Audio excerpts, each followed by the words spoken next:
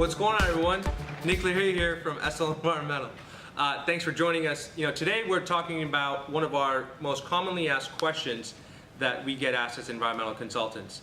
And this question always comes from developers, construction, general contractors, other types of investors. And the question is, what are the questions that I should ask before I hire a consultant? So whether you're talking about an environmental consultant or a geotech or architectural consultant, what are the questions you should ask them? And so we came up with 5 questions you should ask based on our survey of our various clients and people in our network. So number 1, the first question you should ask is whether or not they do the work in-house or sub it out.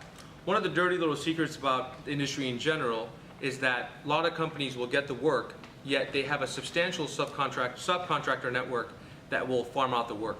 What that generally means is your deadlines and your objectives for your project may not be as easily conveyed to the rest of the subcontractors when they're on the project, versus whether if a client or if a company was handling the project in-house.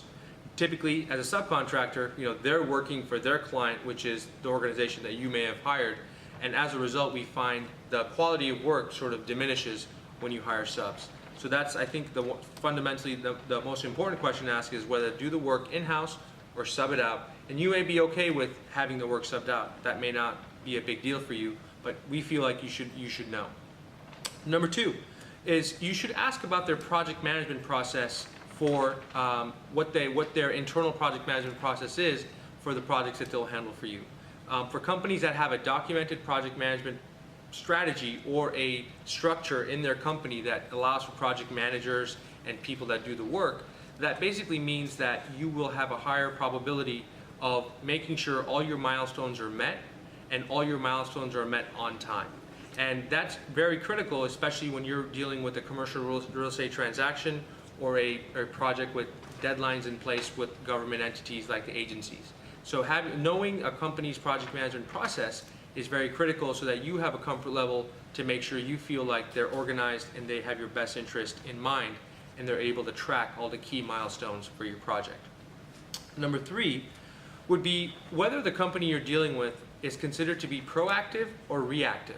One of the most common things that clients mention is that they love about SL Environmental, and not to toot our own horn, is that we are proactive when it comes to issues related to things on projects. So we provide updates, we provide let you know how things are going before you have to call us or email us and ask, where are we at with this? And as a result, that eliminates that worry from our client's mind. So asking that question of your consultants, make sure that it's on their top of mind to let them know that you prefer consistent updates or whatever your preference is so that they can follow through with that. Number 4, whether or not they have a separate customer service department or operations department. Because a lot of times the most common things that will happen is our technical people will be too busy working on projects, and if you need some customer service 3, 4, 5 months down the road, you have to chase down people that are in the field or working on other things.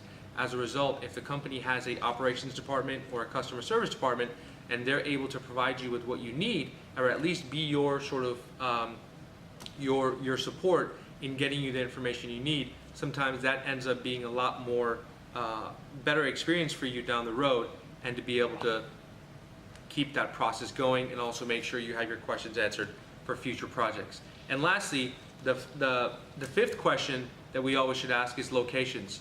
A lot of times companies may not have an office in the location, yet they're still marketing and consulting. And we feel like having a local presence in the main areas that you're doing business is a significant advantage, because then you're familiar with the various types of intricacies that go into working in real estate development projects. As a result, making sure that you know what areas they're very comfortable in operating in is very important to know, so that you're not finding out in the middle of the project that your consultant has no idea how things work in that specific region, whether it's a building department, whether it's a county, or anything else. That type of surprise should never come about, especially in the middle. So hopefully that helps. Those are 5 questions. We also have a blog post written down below that will help you document the strategy as well. Thanks for watching.